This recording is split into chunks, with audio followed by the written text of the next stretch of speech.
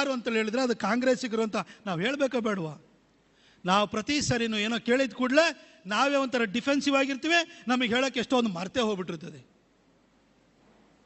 ಕಾಂಗ್ರೆಸ್ಸಿನವರು ಅವತ್ತು ಅಷ್ಟು ಮಾತ್ರ ಮಾಡಿದ್ದಲ್ಲ, ಕೋರ್ಟಲ್ಲಿ ಈಗ ಏನಾದರೂ ನಮ್ಮಲ್ಲಿ ಯಾರು ಎಮರ್ಜೆನ್ಸಿ ಟೈಮಲ್ಲಿ 1 ಲಕ್ಷಕ್ಕಿಂತ ಅಧಿಕ ಜನ ಅರೆಸ್ಟ್ ಆದರೆ ಮನೆಯಲ್ಲಿ ಹೆಂಡತಿ ಮಕ್ಕಳು ಕುಟುಂಬದವರು ಹೋಗಿ ನಮ್ಮ ಮನೆಯವ್ರು ಎಲ್ಲಿ ಅರೆಸ್ಟ್ ಮಾಡಿ ಇಟ್ಟಿದ್ರಿ ಅಂತ ಕೇಳುವಂಥ ಹಕ್ಕನ್ನು ಕಿತ್ಕೊಬಿಟ್ರು. ಆ ಹೇಬಿಯಸ್ ಕಾರ್ಪಸ್ ಕೇಸ್ ಏನಿದೆಯಲ್ಲ ಆ ಕೇಸಿಗೆ ಅಮೆಂಡ್ಮೆಂಟ್ ತಂದರು. ಆ ಕೇಸನ್ನು ಅಮೆಂಡ್ಮೆಂಟ್ ತಂದಾಗ ಸುಪ್ರೀಂ ಕೋರ್ಟ್ನಲ್ಲಿ 3 ಚೀಫ್ ಜಡ್ಜಸ್ ಬೆಂಚ್ ಇತ್ತು. ಆ ಬೆಂಚಲ್ಲಿ ಅಲ್ಲಿ ಕೂತ್ಕೊಂಡಿದ್ದವ್ರು ಯಾರಪ್ಪ ಜಡ್ಜ್ಮೆಂಟನ್ನು ಕೊಟ್ಟು ಹೇಬಿಯಸ್ ಕಾರ್ಪಸ್ ಕೇಸನ್ನು ಅಮೆಂಡ್ಮೆಂಟ್ ತಂದಿದ್ದನ್ನು ಕ್ವಶನೇ ಮಾಡಲಿಲ್ಲ. ಅದನ್ನು ಇವತ್ತು ಯಾರು ಅದಕ್ಕೆ ಆ ಜಡ್ಜ್ಮೆಂಟನ್ನು ಕೊಟ್ಟವರು ಅಂತಂದರೆ ಆ 3 ಜನ ಜಡ್ಜ್ಗಳಲ್ಲಿ ಇವತ್ತು ಸುಪ್ರೀಂ ಕೋರ್ಟಿನ ಚೀಫ್ ಜಸ್ಟಿಸ್ ಆಗಿರುವಂಥ ಚಂದ್ರಚೂಡ್ ಏನಿದ್ದಾರೆ, ವೈ ಚಂದ್ರಚೂಡು, ಅವ್ರ ತಂದೆಯವರು ಆ ಕಾಲದಲ್ಲಿದ್ದರು. ಅವ್ರ ತಂದೆಯವರಿಗೆ ಕೊನೆಗೆ ಬಳುವಳಿ ಏನು ಸಿಕ್ತು ಅಂತಂದರೆ ಅವರು ಸುಪ್ರೀಂ ಕೋರ್ಟ್ ಚೀಫ್ ಜಸ್ಟಿಸ್ ಆದರು. ಅವತ್ತು ಏನು ಜುಡಿಷಿಯರ್ನು ಕೂಡ ತಮ್ಮ ಕಂಟ್ರೋಲಿಗೆ ಇಟ್ಕೊಳ್ಳುವಂಥ ಕೆಲಸವನ್ನು ಮಾಡಿದರು. ಈ ಜೊತೆಗೆ ಸುಪ್ರೀಂ ಕೋರ್ಟ್ ಆಗಸ್ಟ್ 11ನೇ ತಾರೀಕು ಹಿಯರಿಂಗ್ ಸ್ಟಾರ್ಟ್ ಮಾಡಿತು. ಹಿಯರಿಂಗ್ ಮಾಡೋ ಪವರೇ ಇಲ್ಲ ಅಂದ್ರೂ ಕೂಡ ಹಿಯರಿಂಗ್ ಶುರುವಾಯಿತು. ಹಿಯರಿಂಗ್ ಶುರುವಾಗಿ ಕೊನೆಗೆ ನವೆಂಬರ್ 7ನೇ ತಾರೀಕು ಸುಪ್ರೀಂ ಕೋರ್ಟ್ ಜಡ್ಜ್ಮೆಂಟು ಕೊಟ್ಬಿಡ್ತು. ಏನಂತ ಹೇಳಿದರೆ 39ನೇ ಅಮೆಂಡ್ಮೆಂಟ್ ತಗೊಂಬಂದಿದ್ದಾರಲ್ಲ, ಆ 39ನೇ ಅಮೆಂಡ್ಮೆಂಟಲ್ಲಿ ಈ ಸುಪ್ರೀಂ ಕೋರ್ಟಿಗಾಗಲಿ ಯಾವುದೇ ಕೋರ್ಟ್ಗಳ ನ್ಯಾಯಾಲಯಕ್ಕಾಗಲಿ ಜನಪ್ರತಿನಿಧಿಗಳನ್ನು ಅವ್ರ ವಿರುದ್ಧ ಇರುವಂಥ ಭ್ರಷ್ಟಾಚಾರ ಆಗಲಿ ಅಕ್ರಮ ಇರ್ಬೋದು ಯಾವುದೇ ಕೇಸ್ಗಳನ್ನ ವಿಚಾರಣೆ ಮಾಡುವಂಥ ಹಕ್ಕಿಲ್ಲ ಅಂತ ಹೇಳಿ ಏನು ಸಂವಿಧಾನಕ್ಕೆ ಬದಲಾವಣೆ ತಂದಿದ್ದಾರೆ ಆ ಬದಲಾವಣೆಯನ್ನು ಸಿಂಧುಗೊಳಿಸ್ತದೋ ಅದೇ ಸರಿ ಅಂತ ಹೇಳ್ಬಿಟ್ಟು ಸುಪ್ರೀಂ ಕೋರ್ಟನ್ನು ಕೂಡ ಅವತ್ತು ಶರಣರಾಗೋಯ್ತು. ಇಂತಹ ಸಂದರ್ಭದಲ್ಲಿ ಕಾಯಕ್ಕೆ ಪೊಲೀಸರಿಲ್ಲ, ಕಾಯಕ್ಕೆ ನ್ಯಾಯಾಲಯ ಇಲ್ಲ, ಆದರೆ ಜೈಲಲ್ಲಿ 1 ಲಕ್ಷಕ್ಕಿಂತ ಅಧಿಕ ಜನ ಈ ಒಂದು ಪ್ರಜಾತಂತ್ರವನ್ನು ಉಳಿಸೋದಕ್ಕೋಸ್ಕರ ತಮ್ಮ ಜೀವವನ್ನು ಒತ್ತೆ ಇಟ್ಟು ಅಲ್ಲಿ ಒಳಗಡೆ ಕೂತ್ಕೊಂಡ್ರೆ ಕಗ್ಗತ್ತಲಲ್ಲಿ ಕೂತ್ಕೊಂಡ್ರಲ್ಲ, ಬಂಧು ಬಳಗದವರಿಗೆ ಕುಟುಂಬಸ್ಥರಿಗೆ ಯಾರಿಗೂ ಮಾಹಿತಿ ಇಲ್ದಲೆ ಅವತ್ತು ಜೈಲೊಳಗಡೆ ಕೊಳಿತಾ ಇದ್ರಲ್ಲ, ಅವರ ಬಲಿದಾನ ಥರದಲ್ಲಿ ಬಲಿದಾನ ಅಂತಂದರೆ ಜೀವ ಕೊಟ್ಟಿದ್ರೆ ಮಾತ್ರ ಅಲ್ಲ, ಜೀವನದ ಅಮೂಲ್ಯವಾದಂಥ 21 ತಿಂಗಳನ್ನು 10 ತಿಂಗಳನ್ನು 15 ತಿಂಗಳನ್ನು ಆ ಕತ್ತಲಲ್ಲಿ ಕೂತ್ಕೊಂಡು ಕಳೆದಿದ್ದಾರಲ್ಲ, ಅವರ ಒಂದು ತ್ಯಾಗವನ್ನು ನಾವಿವತ್ತು ನೆನಪು ಮಾಡ್ಕೊಳ್ಳೋ ಕೆಲಸವನ್ನು ಕೂಡ ಈ ಸಂದರ್ಭದಲ್ಲಿ ಮಾಡಬೇಕಾಗಿದೆ. ಅದಕ್ಕೋಸ್ಕರ ಇಷ್ಟೊಂದು ಜನ ಏನು ತುರ್ತು ಪರಿಸ್ಥಿತಿನಲ್ಲಿ ಜೈಲಿಗೆ ಹೋದವ್ರನ್ನ ಕರೆದು ಗೌರವಿಸುವಂಥ ಕೆಲಸವನ್ನು ಕೂಡ ಇವತ್ತು ಮಾಡುವಂಥ ಒಂದು ಒಳ್ಳೆಯ ಕೆಲಸವನ್ನು ಕೂಡ ನಾವು ಮಾಡಿದ್ದೀವಿ.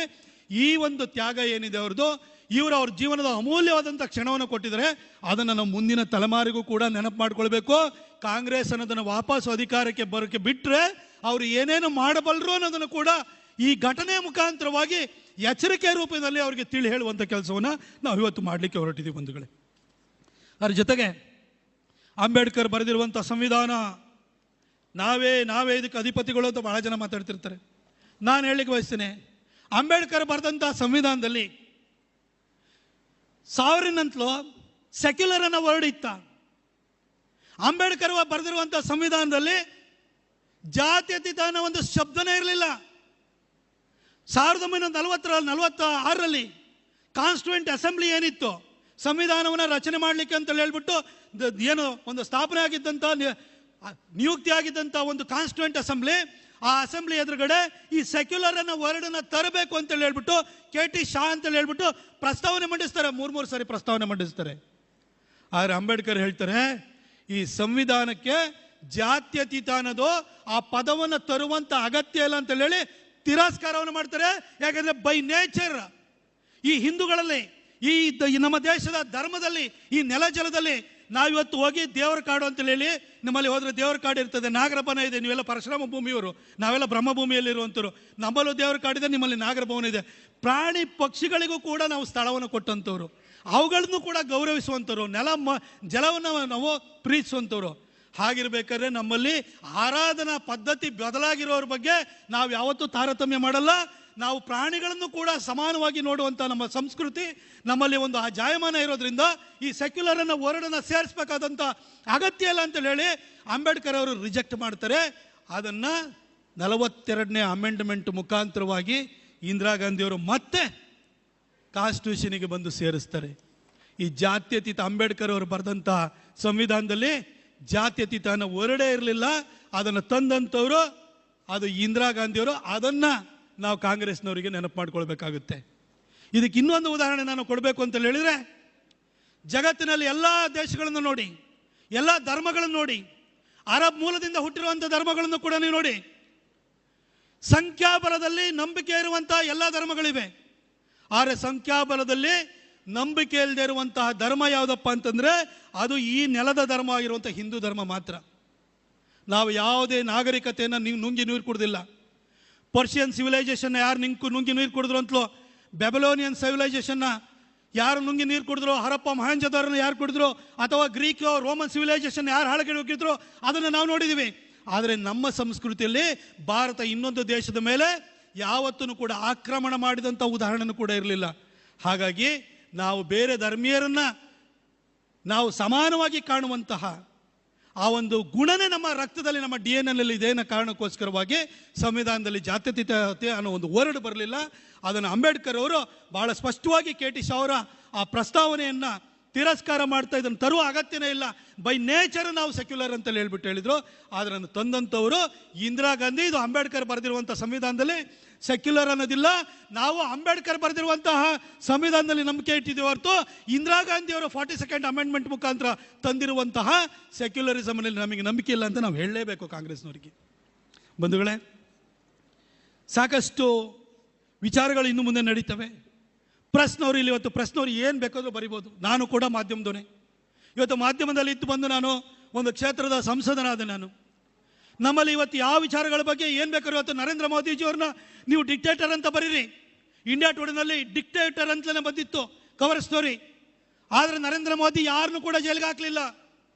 ಅಮಿತ್ ಶಾ ಅವ್ರ ಬಗ್ಗೆ ಹೀನಾತಿಹೀನವಾಗಿ ಬರೆದ್ರು, ಯಾರನ್ನೂ ಜೈಲಿಗೆ ಹಾಕಿಲ್ಲ.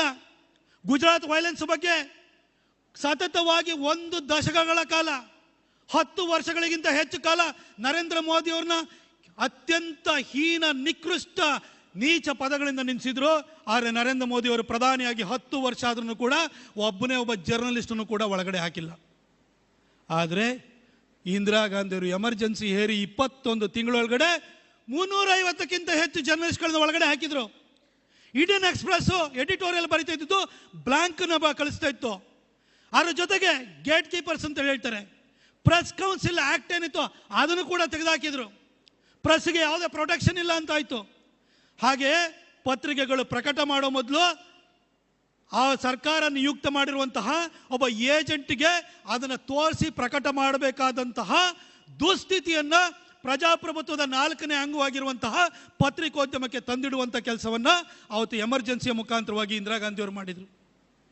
ಸೋನಿಯಾ ಗಾಂಧಿರು ಕಾನ್ಸ್ಟಿಟ್ಯೂಷನ್ನ ಬೇಸಿಕ್ ಸ್ಟ್ರಕ್ಚರ್ನೇ ಬದಲಾಯಿಸ್ತಾರೆ, ಅದು ಇದು ಅಂತ ಮಾತಾಡ್ತಾರೆ.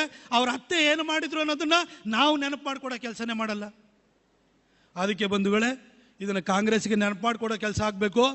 ಹಾಗೆ ರಿಸರ್ವೇಷನ್ ಪಾಲಿಸಿ ಬಗ್ಗೆ ಬರೋಣ. ಅಂಬೇಡ್ಕರ್ ಅವರು ಪ್ರಾರಂಭದಲ್ಲಿ ಅದನ್ನು 10 ವರ್ಷಕ್ಕೆ ರಿಸರ್ವೇಷನ್ ಪಾಲಿಸಿ ತಂದರು. ಅದಾದ ನಂತರ 10 ವರ್ಷಕ್ಕೆ ಪ್ರತಿ ಸಾರಿನೂ ಕೂಡ ಅದನ್ನು ಮುಂದುವರಿಸ್ಕೊಂಡು ಎಲ್ಲ ಸರ್ಕಾರಗಳು ಬಂದಿದ್ದಾವೆ. ಆರ್ಮ್ಸ್ ಆ್ಯಕ್ಟ್ ನಮಗೆ ಕೊಡುಗೆಗೆ ಎಕ್ಸೆಂಪ್ಷನ್ ಇದೆ, ಜಮಾಂಡ್ ಬಾಣೆ ಹೋಲ್ಡರ್ಸ್ಗೆ. ಅದು 10 ವರ್ಷಕ್ಕೆ ಕೊಟ್ಟಿರ್ತೀವಿ. 10 ವರ್ಷ ಆದಮೇಲೆ ಇನ್ನು 10 ವರ್ಷಕ್ಕೆ ಮುಂದುವರಿಸ್ತೀವಿ. ನಿಮಗೆ ನೆನಪಿರಲಿ, ಮೊನ್ನೆ ಸಂವಿಧಾನನ ಬದಲಾಯಿಸ್ಬಿಡ್ತಾರೆ, 400 ಪಾರು 400 ಗೆದ್ದು ಕೂಡಲೇ ಸಂವಿಧಾನವನ್ನು ಬದಲಾಯಿಸ್ತಾರೆ ಅಂತ ಹೇಳಿ ಕಾಂಗ್ರೆಸ್ನವರು ಇಡೀ ದೇಶಾದ್ಯಂತ ಬೊಬ್ಬೆ ಹೊಡೆದ್ರಲ್ಲ. ಖರ್ಗೆ ಅವರು ಓತಪ್ರೋತವಾಗಿ ಮಾತಾಡಿದ್ರಲ್ಲ. ನಾವು 2021ರಲ್ಲಿ ಮುಂದಿನ 10 ವರ್ಷಕ್ಕೆ ರಿಸರ್ವೇಷನ್ ಮುಂದುವರಿಸ್ತೀವಿ ಅಂತ ಹೇಳಿ ಕಾನ್ಸ್ಟಿಟ್ಯೂಷನ್ ಅಲ್ಲಿ ನಾವು ಅದಕ್ಕೆ ಪ್ರಾವಿಷನ್ ಮಾಡಿದ್ವಿ. ಅಮೆಂಡ್ಮೆಂಟ್ 106ನೇ ಅಮೆಂಡ್ಮೆಂಟ್ ತಂದಿದ್ವಿ ಅಂತ ನಾವು ಕೌಂಟರ್ ಮಾಡೋ ಕೆಲಸನ ನಾವು ಯಾರಾದರೂ ಮಾಡಿದ್ವಾ? ಅದು ಟೀ ಅಂಗಡಿನಲ್ಲಿರ್ಬೋದು, ಮದುವೆ ಮುಂಜಿ ಇರ್ಬೋದು, ಎಲ್ಲೋ ಒಂದು ಕಡೆ ಬಸ್ಸಲ್ಲಿ ಹೋಗ್ತಾ ಇರೋಗಿರ್ಬೋದು, ಅಥವಾ ಸಭೆ ಸಮಾರಂಭದಲ್ಲಿರೋದು, ಒಬ್ಬ BJPಯ ಕಾರ್ಯಕರ್ತ ಇರ್ಬೋದು, BJPಯ ಲೀಡರ್ಗಳು ಯಾರು ಇರ್ಬೋದು, 10 ವರ್ಷಕ್ಕೆ ಮುಂದುವರ್ಸೋ ಕೆಲಸವನ್ನು ನಮ್ಮ ನರೇಂದ್ರ ಮೋದಿಜಿಯವರು ಮಾಡಿದರೆ. ಕಾನ್ಸ್ಟಿಟ್ಯೂಷನ್ ನಿಜವಾಗ್ಲೂ ಪ್ರೊಟೆಕ್ಟ್ ಮಾಡ್ತಾ ಇರೋದು ನಮ್ಮ ನರೇಂದ್ರ ಮೋದಿಜಿ ಅಂತ ನಾವು ಯಾವ ಥರ ಹೇಳಿದ್ವಾ? ಹೇಳೇ ಇಲ್ಲ. ಅಂಬೇಡ್ಕರು ಹುಟ್ಟಿದ ಊರಿರ್ಬೋದು, ಮಾವು ಇರ್ಬೋದು. ಅಂಬೇಡ್ಕರ್ ಇಂಗ್ಲೆಂಡಲ್ಲಿ ಓದ್ತಿದ್ದಂಥ ಕಿಂಗ್ ಹೆನ್ರಿ ರಸ್ತೆನಲ್ಲಿ ಅವ್ರು ಉಳ್ಕೊಂಡಿದ್ದ ಜಾಗ ಇರ್ಬೋದು. ಅಂಬೇಡ್ಕರ್ ಬೌದ್ಧ ಧರ್ಮವನ್ನು ಸ್ವೀಕರಿಸಿದಂಥ ನಾಗಪುರ ಇರ್ಬೋದು. ಅಂಬೇಡ್ಕರ್ ಅವರು ಅಂತ್ಯ ಸಂಸ್ಕಾರ ಆಗಿದ್ದಂತಹ ದಾದರ್ ಇರ್ಬೋದು. ಅದೇ ರೀತಿ ಅಂಬೇಡ್ಕರ್ ಅವರು ಡೆಲ್ಲಿನಲ್ಲಿದ್ದಾಗ ಉಳ್ಕೊಂಡಿದ್ದ ಜಾಗ ಇರ್ಬೋದು. ಈ 5 ಜಾಗಗಳನ್ನು ತೆಗೆದುಕೊಳ್ಳಿ. ಅಂಬೇಡ್ಕರ್ ಅವರು ಕಿಂಗ್ ಹೆನ್ರಿ ರಸ್ತೆನಲ್ಲಿದ್ದಂತಹ ಜಾಗ ಆಕ್ಷನಿಗೆ ಬಂದಿತ್ತು. ಅದನ್ನು 32 ಕೋಟಿ ಕೊಟ್ಟು ಕಾಂಗ್ರೆಸ್ ಸರ್ಕಾರ ತಗೊಳ್ಳಿಲ್ಲ. ಆಗ ಮಹಾರಾಷ್ಟ್ರದಲ್ಲಿದ್ದ ಕಾಂಗ್ರೆಸ್ ಸರ್ಕಾರ, ವಿಲಾಸರಾವ್ ದೇಶಮುಖ್ ಅವರ ಸರ್ಕಾರ ಇತ್ತು. ಸೋನಿಯಾ ಗಾಂಧಿ ಅವರು ಅಲ್ಲಿ ಜುಟ್ಟಿಡ್ಕೊಂಡು ಸೆಂಟ್ರಲಲ್ಲಿ ಇದ್ರು. ಆದ್ರೆ ತೋಳ ಕೆಲಸವನ್ನು ಮಾಡಲಿಲ್ಲ. ನರೇಂದ್ರ ಮೋದಿಜಿಯವರ ಸರ್ಕಾರ 2014ರಲ್ಲಿ ಬಂತು. ತಕ್ಷಣಕ್ಕೆ ಕಿಂಗ್ ಹೆನ್ರಿ ರಸ್ತೆಯಲ್ಲಿ ಆಕ್ಷನಿಗೆ ಬಂದಿದ್ದಂಥ ಜಾಗವನ್ನು ತಗೊಂಡ್ರು.